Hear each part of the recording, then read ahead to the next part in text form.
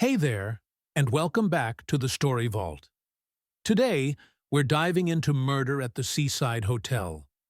It's the kind of place where the sea breeze feels calm, but a dark secret is about to wash ashore. So, get comfortable, and let's uncover the mystery together. And if you enjoy the story, don't forget to like, comment, and share. Chapter 1. Arrival at Seaview Resort. It was a particularly fine day in late June when Miss Jane Marple arrived at Dalmore Bay. The sun shone with gentle warmth upon the quaint seaside town, its rays glittering across the surface of the calm sea. Miss Marple had been looking forward to her annual summer holiday for quite some time, having spent the previous months enduring the particularly bitter winter that had descended upon St. Mary. Mimi, as the taxi pulled up before the grand entrance of the Seaview Hotel, Miss Marple observed with quiet appreciation the elegant Edwardian architecture of the establishment. White-painted balconies adorned with intricate ironwork overlooked the magnificent bay, while well-tended gardens surrounded the property on three sides. The fourth side, she noted, appeared to drop away rather dramatically, towards what must be a cliff face above the beach. "Here we are, Marm." "Seaview Hotel," announced the driver, a ruddy-faced man who proceeded to retrieve her modest luggage. Miss Marple thanked him, paid the fare with careful precision, and made her way inside. The foyer was everything one might expect of a respectable seaside hotel. Polished marble floors, tasteful furnishings, and the distinct aroma of beeswax polish that suggested meticulous housekeeping. "Miss Marple, we are delighted to welcome you back," said Mr. Peterson, the hotel manager, a tall, thin man with impeccably combed silver hair and a dignified bearing. "Room 12 has been prepared for you as requested, the one with the charming view of the garden and sea." "How very kind of you to remember," Mr. Peterson replied Miss Marple with a gentle smile. "I do so appreciate the consideration." Mrs. Lacey, the housekeeper, appeared almost immediately, a plump, efficient woman with shrewd eyes that missed nothing. "Everything is just as you prefer, Miss Marple. Fresh flowers from the garden, and I've made sure you have an extra blanket should the evening turn chilly." Before Miss Marple could express her gratitude, a young man in a smart uniform stepped forward to collect her bags. "James will show you to your room," said Mr. Peterson. "Dinner is served at 700 as usual." As they ascended the grand staircase, Miss Marple noticed a young maid dusting the ornate banister. The girl, who couldn't have been more than 20, glanced up and offered a quick, polite smile. "That's Violet, ma'am," James informed her, following her gaze. "Started this season sharp as a tack, that one notices everything." "An admirable quality in hotel staff," observed Miss Marple pleasantly, once settled in her room. Miss Marple took a moment to appreciate the view for unpacking her belongings with methodical care. The afternoon sun cast a golden hue across the waters of the bay, and several small boats bobbed gently near the jetty. It was most pleasant indeed, at precisely 6:30. Miss Marple made her way downstairs to the lounge for a pre-dinner sherry. It was there that she first observed the Montgomery. The newlyweds made quite an entrance, he a handsome man of perhaps 35 with dark hair and an attentive, almost watchful demeanor. She a striking blonde, no more than 25, adorned with jewelry that was perhaps a touch too extravagant for a seaside resort. "The Montgomerys," murmured Lady Westbrook, who had taken a seat beside Miss Marple. The widow was a regular fixture at the hotel, her aristocratic features framed by perfectly coiffed silver hair. "Married just last month? I understand she's wearing enough diamonds to sink a small yacht." Miss Marple nodded, observing the protective manner in which Mr. Montgomery guided his wife to their seats, his hand firmly at her elbow, his eyes constantly scanning the room. Most devoted, one might think, or perhaps something else entirely. Dinner proved to be a pleasant affair, with several other guests making their presence known. There were the Hendersons, a middle-aged couple of comfortable means, who spoke little but observed much. Mr. Simmons, a quiet businessman, who claimed to be taking a brief respite from London's financial district, and Professor Parker, a retired academic with a pension from maritime history. It was during the fish course that Miss Marple noticed something curious. As a waiter leaned in to serve Mrs. Montgomery, the young bride visibly stiffened, her face momentarily draining of color. The waiter, too, seemed to pause for just a fraction longer than necessary, his eyes widening almost imperceptibly before he continued with his duties. Later that evening, as Miss Marple took a turn about the garden to enjoy the cool evening air, she found herself inadvertently witnessed to a tense exchange. The Montgomerys stood, partially concealed by a large hydrangea bush, their voices low but urgent. "You're being ridiculous," Harold Montgomery was saying, his grip on his wife's arm causing her to wince slightly. "No one here knows anything. You don't understand," Elaine replied, her voice trembling. "They'll recognize me. Eventually. It's only a matter of time."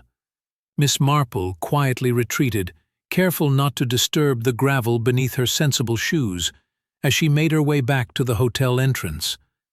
She couldn't help but wonder what precisely Mrs. Montgomery feared might be recognized, and by whom.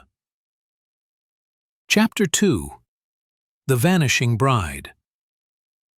The following morning dawned with a peculiar mist hovering over Dalmore Bay, shrouding the water in a gauzy veil that seemed to Miss Marple rather symbolic of the events that would soon unfold. She descended for breakfast, promptly at 8:30. Having always believed that punctuality was among the most essential virtues, the dining room was already occupied by several guests, including Professor Parker, who was engrossed in his newspaper, and the Hendersons, who were engaged in the sort of comfortable silence, eggs and toast from the sideboard, and took her customary table by the window, where she could observe both the gradually lifting mist and her fellow guests, with equal attentiveness. It was perhaps 20 minutes later when Harold Montgomery entered. Alone, he appeared slightly disheveled, his usual immaculate appearance somewhat compromised by what seemed to be a hasty preparation. He glanced about the room with an expression that Miss Marple found most interesting, a curious mixture of anxiety and forced nonchalance. "Good morning, Miss Montgomery," called Lady Westbrook from her table. "Is your charming wife still abed? The young do enjoy their sleep. I suppose Elaine is feeling rather unwell this morning," he replied, his tone carefully modulated. "Nothing serious, I assure you. Merely a slight headache. She's asked not to be disturbed, and will likely remain in our room until luncheon." Miss Marple sipped her tea thoughtfully. There was something in the man's manner that struck her as not quite right. It reminded her rather forcibly of young Tommy Simmons, back in St. Mary Me, who had once insisted with similar conviction that he had not taken Mrs. Wilkins' prize-winning roses, despite having soil beneath his fingernails and a suspicious scratch upon his cheek. As the morning progressed, Miss Marple observed subtle shifts in the hotel's routine. Violet, the maid, emerged from the service door looking distinctly flustered, after what should have been her regular cleaning of the first-floor rooms, which included the Monomers' suite. James, the bellhop, seemed to hover near the main staircase more frequently than usual, his gaze often traveling upward with an expression of puzzlement. It was just before noon when Miss Marple, seated in the conservatory with her knitting, witnessed a small drama unfold. A telegraph boy arrived, and Mr. Peterson personally accepted the message. After a brief examination of the envelope, the manager summoned James and dispatched him upstairs with the telegram. Miss Marple's needles clicked rhythmically as she observed Harold Montgomery intercept the young man in the foyer, taking the telegram with visible agitation. The color drained from his face as he read its contents. He crumpled the paper into his pocket with trembling fingers before composing himself and approaching the reception desk, where he engaged in a brief, hushed conversation with Mr. Peterson. By afternoon tea, a curious tension had settled over the hotel. Miss Marple, enjoying a perfectly prepared scone with clotted cream and strawberry preserve, could not help but notice the increased frequency with which staff members glanced toward the main staircase. Harold Montgomery had disappeared after luncheon, which he had taken alone in a secluded corner of the dining room. "I do hope Mrs. Montgomery is recovering," remarked Professor Parker, who had joined Miss Marple for tea. "Her husband mentioned at lunch that she had gone out for some air and a bit of shopping in the village." Miss Marple's eyebrows rose slightly. "Indeed. How curious. I understood she was confined to her room with a headache." The professor shrugged his attention, already drifting back to his book on local maritime history. It was shortly after 5 o'clock when the atmosphere in the hotel shifted decisively, from curious tension to genuine concern. Harold Montgomery, now visibly distressed, approached Mr. Peterson at the reception desk. His voice, loud enough to carry across the foyer. "I insist you check again. She cannot simply have vanished. My wife must be somewhere in the hotel or grounds." Mr. Peterson's response was too quiet to discern, but his professional composure appeared somewhat strained. Lacey was summoned, and a hurried conference ensued, resulting in several staff members being dispatched in various directions. By dinner time, Inspector Collins of the local constabulary had arrived. A solid, methodical man with a weathered face that suggested long exposure to Dalmore Bay, Saul air, and resident secrets in equal measure. He interviewed Harold Montgomery in the small writing room. Their conversation shielded by closed doors, but occasionally punctuated by raised voices. Miss Marple, making her way to dinner, passed Violet in the corridor. The young maid appeared troubled, twisting her apron between nervous fingers. "Is everything quite all right?" Violet inquired, Miss Marple gently. "It's very strange, ma'am," the girl replied in a hushed tone. "I went to turn down the beds in the Montgomery room, and all Mrs. Montgomery's things are still there. Her brushes on the dressing table, her nightgown laid out, even her novel, with the bookmarks still in place. But Mr. Montgomery says she went shopping hours ago." "And her jewelry?" asked Miss Marple, almost conversationally. Violet's eyes widened. "That's just it, ma'am. The jewelry case is empty. I noticed because, as it was left open on the dressing table, which seemed odd. After dinner, which was a subdued affair, with Harold Montgomery conspicuously absent, Miss Marple took a brief constitutional along the terrace. The mist had returned, with the evening breathing the hotel in ghostly tendrils and reducing the moon to a diffused glow. As she reached the far end of the terrace, which overlooked the path down to the beach, she observed Inspector Collins and James examining something on the ground with the ag of a powerful torch. "It's definitely hers," James was saying as Miss Marple approached. "I noticed Mrs. Montgomery wearing it at dinner last night, distinctive pattern of little roses along the edge." Inspector Collins straightened up, holding what appeared to be a lady's silk scarf in the beam of the torch. Miss Marple could discern dark spots upon the delicate fabric that the encroaching night and swirling mist did their best to obscure, but which her experienced eye recognized all too well. Found it caught on the rocks just. Chapter 3. Deadly Discovery. Dawn broke over Dalmore Bay with a dismal gray temperament that seemed to acknowledge the grim events unfolding at the Seaside Hotel. Miss Marley, who had always been an early riser, was awakened by the sound of urgent voices and hurried footsteps in the corridor outside her room. Donning her dressing gown and attending to her appearance with her customary efficiency, she ventured into the hallway to discover a most unusual degree of activity for such an early hour. "There's been an accident," whispered Mrs. Henderson, who had also emerged from her room, her hair still in curling papers. "A terrible accident, down on the beach." With remarkable composure, Miss Marple descended to the foyer, where Inspector Cole was issuing instructions to several constables. The inspector's face bore the weary gravity of a man who had seen his fair share of human tragedy, but had never quite grown accustomed to it. "Miss Marple," he acknowledged with a slight nod, "I'm afraid I must ask all guests to remain in the hotel for the time being." "I understand, Inspector," she replied quietly. "One assumes it concerns Mrs. Montgomery." A flicker of surprise crossed his weathered features. "News travels quickly, even at this hour. Yes, I'm afraid a body has been discovered on the beach below. The identification is still preliminary." But he didn't need to finish the sentence. Through the large windows of the foyer, Miss Marple could see figures moving on the beach far below. Uniformed constables and what appeared to be a doctor gathered around something that the morning tide had not yet reached.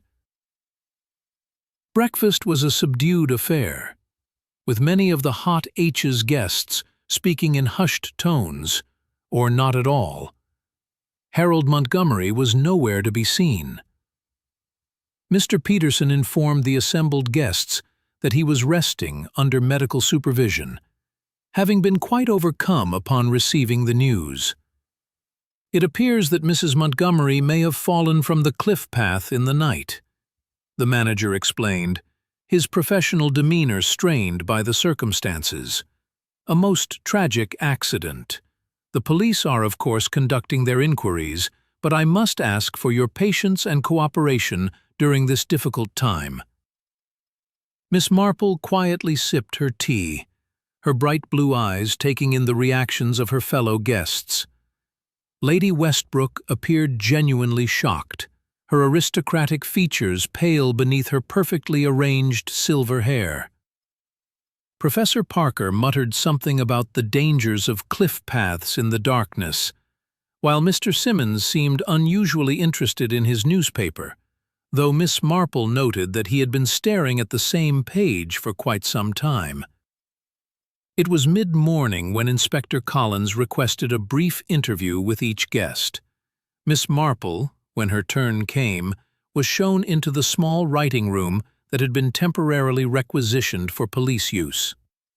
"I understand you were among the last having a rather intense conversation in the garden," she confirmed, though she might be somewhat misleading. "It was more that I overheard them while taking my evening constitutional."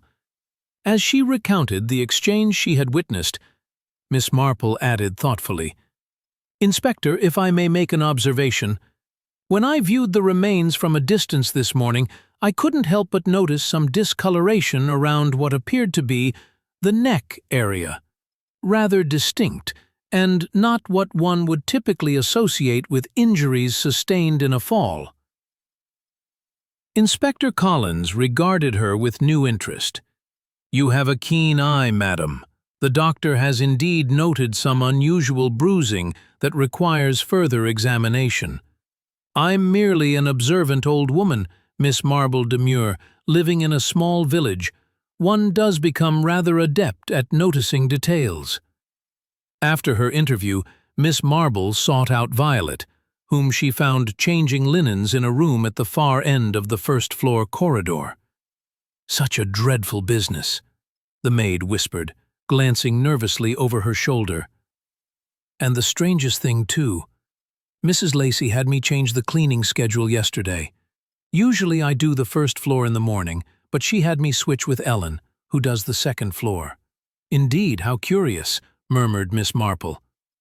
"And was this unusual? Never happened before," confirmed Violet. "And when I finally did get to the Monomers' room in the afternoon, it looked like someone had already been in. The bed was made differently than how I do it, and the bathroom towels had been changed but not folded properly, according to hotel standards." This intriguing information was added to Miss Marple's mental catalogue of observations. She spent the remainder of the morning seated in the conservatory, ostensibly focused on her knitting, while actually observing the comings and going of police officers, hotel staff, and guests. It was shortly after luncheon when James approached her, his youthful face troubled. "Miss Marple, may I speak with you for a moment?" he asked, taking the seat beside her. "Inspector Collins mentioned that you have some experience with unusual situations." "I have occasionally been of some small assistance to the authorities," she acknowledged modestly. James lowered his voice. "The thing is, when Mr. Peterson introduced the Montgomery on their arrival, I had the strangest feeling that I'd met Mrs. Montgomery before, but when I mentioned it to her the next day, she denied it completely, said she'd never been to Dalmore Bay before and certainly had never met me." "Had you met her before?" inquired Miss Marple gently. "That's just it. I couldn't place her at first. But this morning, when I heard what happened, it suddenly came to me. Last summer, there was a young lady staying at the cliff top. In on the other side of the bay, she wasn't blonde. Then she had dark hair, but I'm certain it was the same person she was, with a gentleman. But it wasn't Mr. Montgomery. Miss Marple thanked him for this information, her needles clicking thoughtfully as James returned to his duties. The afternoon saw her making a discreet examination of the hotel's guest register and several photographs displayed in the foyer, which commemorated various events held at the Sea View over the years. It was while studying a photograph of last year's summer dance, captured in the hotel's ballroom and prominently displayed near the reception desk, that Miss Marple made a discovery that caused her breath to catch in the background. Barely noticeable among the elegantly attired attendees was a familiar face, not a lame Montgomery, but one that cast the entire situation in a new and disturbing light. "Most illuminating," she murmured to herself, checking her wristwatch against the clock in the foyer. The discrepancy she noted a full 7 minutes, combined with what she had just observed in the photograph, suddenly made the timeline of yesterday's events remarkably clear. As she turned away from the display, Miss Marple nearly collided with Inspector Collins, who was emerging from another interview. "Inspector," she said with quiet urgency, "I believe there may some aspects of the timetable that require closer examination. The hotel clock, for instance, is 7 minutes fast." The inspector's expression suggested he failed to see the significance of this observation. "7 minutes," Miss Marple repeated meaningfully, "during which quite a lot can happen, particularly if one has planned very carefully." Indeed, Chapter 4, Identities Revealed. The following morning brought with it a consistent drizzle that shrouded the Sea View Hotel in a melancholy haze. Miss Marple, dressed in a sensible tweed suit and armed with a sturdy umbrella, made her way into the village of Dalmore Bay.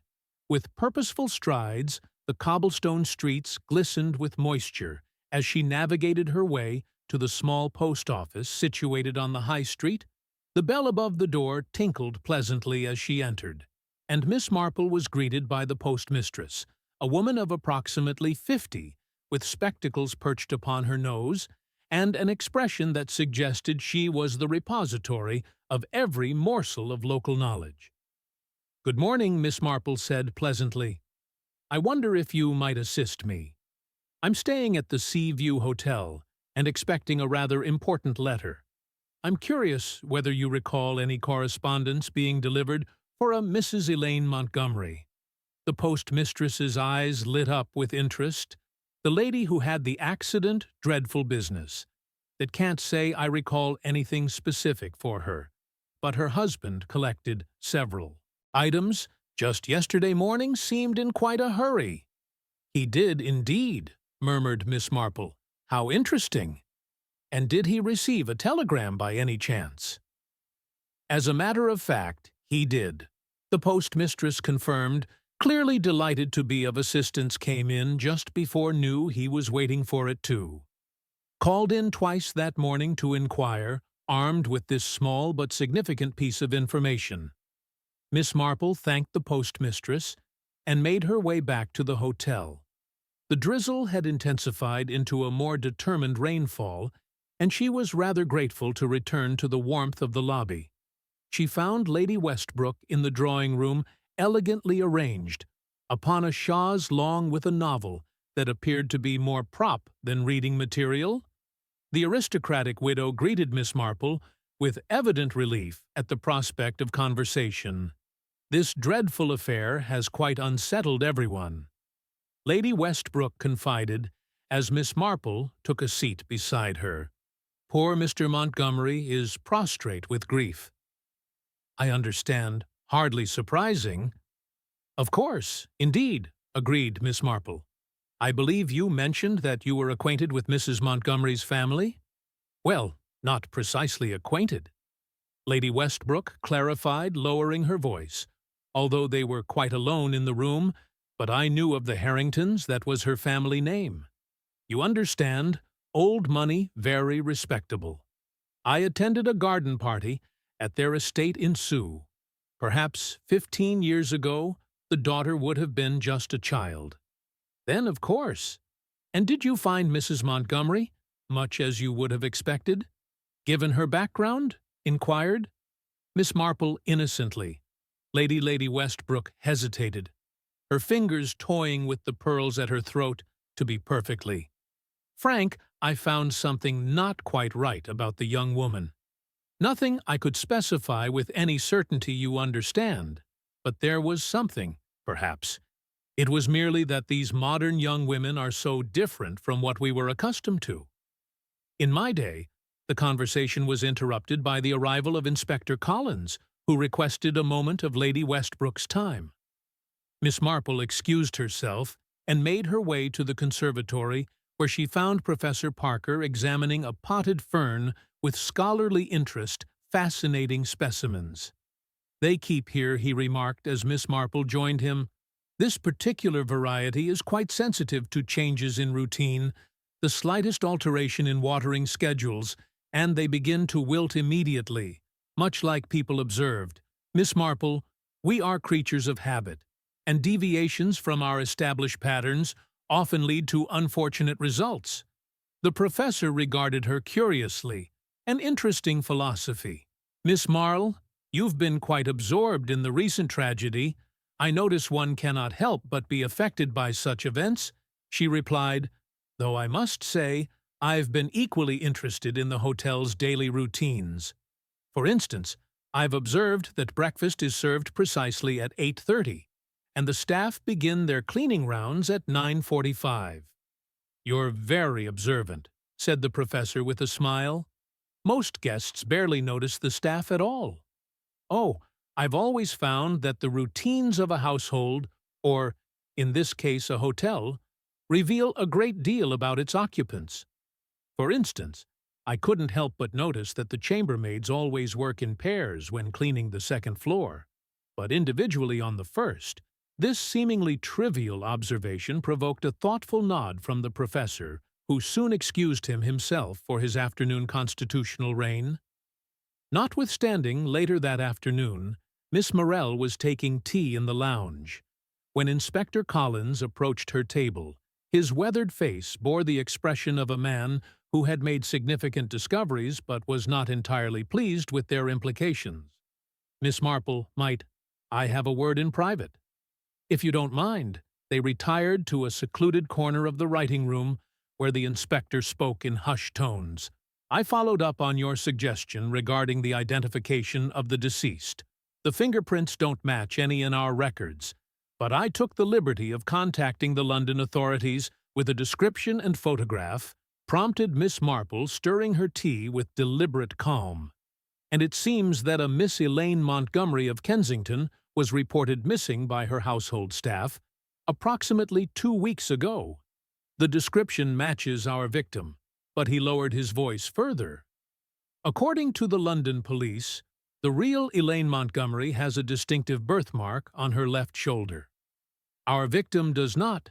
How very interesting, murmured Miss Marple. And the gentleman presenting himself as Harold Montgomery? We're making inquiries, replied the inspector grimly. "But I must ask Miss Marple what led you to question the identity of the deceased? Several small inconsistencies," she replied, particularly regarding the timing of certain events. "If you'll excuse me, Inspector, I believe I shall observe the morning routine tomorrow with particular attention. I find the early hours most illuminating, true to her word." Miss Marple positioned herself in the hotel foyer shortly after sunrise the next day, with her knitting as a plausible excuse for her presence.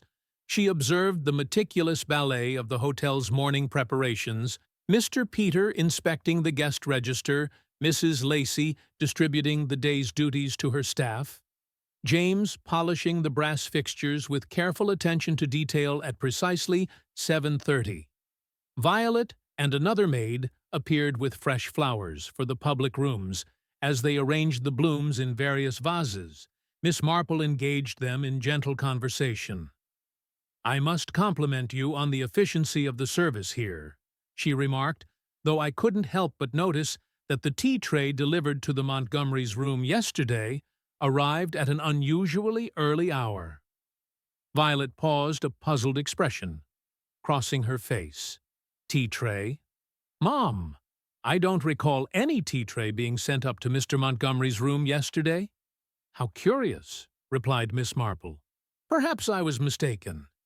It was James who I observed carrying it just after 7 o'clock later, as Miss Merrill descended for breakfast. She encountered James in the corridor. The young man appeared troubled, and she seized the opportunity to inquire after his well-being. "It's all this business with the Montgomery," he confided. "Inspector Collins has been asking about the routine deliveries to their room, and there's something that doesn't quite add up." "Indeed," prompted Miss Marple gently. "Well, you see, after Mrs. Montgomery. After the accident, Mr. Peterson instructed me to deliver breakfast to Mr. Montgomery's room each morning. But yesterday, when I arrived with the tray, I could have sworn I heard a woman's voice inside the room." Miss Marple's eyes widened with interest. "How very curious. And did you mention this to Inspector Collins?" "I did, ma'am. He seemed most interested." James glanced nervously over his shoulder. "I should return to my duties. Peterson is rather particular about timekeeping." As James hurried away, Miss Marple made her way to breakfast with a thoughtful expression. The pieces of the puzzle were beginning to align in her mind, forming a picture that was as disturbing as it was complex. Later that morning, she dispatched a carefully worded note to Inspector Collins, Requesting a meeting at his earliest convenience. The response came with gratifying promptness. A brief message indicating that the inspector would call upon her at 3. As she waited in her room for the appointed hour, Miss Marple methodically reviewed the events of the past days, arranging the various inconsistencies and observations into a coherent narrative. The picture that emerged was one of carefully orchestrated deception, timed with precision and executed with chilling calculation. When Inspector Collins knocked on her door at precisely 3, Miss Marple greeted him with the serene smile of one who has successfully completed a particularly challenging piece of needlework. "Do come in, Inspector," she said. "I believe I can explain exactly what has occurred at the CVY Hotel and why a woman who was never Elaine Montgomery met her unfortunate end on the beach below." Chapter 5. The Gain. Final revelation. Inspector Collins leaned forward in his chair, his weathered face intent as Miss Marple prepared to share her conclusions. "It was quite an elaborate scheme," she began. "The woman we knew as Elaine Montgomery was never the real Elaine at all, but an impostor, Clara I. Dorson, working with Harold Montgomery to steal the real Elaine's identity and fortune. The real Elaine Montgomery was abducted in London 2 weeks ago," Miss Marple continued. "Harold and Clara forced her to reveal banking details. Then Clara assumed her identity while they established an alibi. Here at the Seaview, James was their accomplice, helping maintain the illusion that Elaine was still at the hotel. After Clara I changed her appearance to become a new guest, Inspector Collins frowned. But the body on the beach was the real Elaine Montgomery brought here secretly and murdered. The hotel routines provided perfect cover for their switches. The telegram that so distressed Harold contained news that their scheme was discovered in London. As Miss Marple finished explaining, a commotion erupted in the corridor. Harold Montgomery, having overheard everything, attempted to flee but was swiftly apprehended by waiting constables. Later, Miss Marple explained to Violet how her observations in St. Mary had trained her to notice the impersonation through subtle details of behavior. Our habits reveal our true selves, she concluded gently. Something no impostor can ever fully disguise as she packed for her return to St. Mary. Miss Marple reflected that once again human nature had proven as predictable at a seaside hotel as in her quiet village.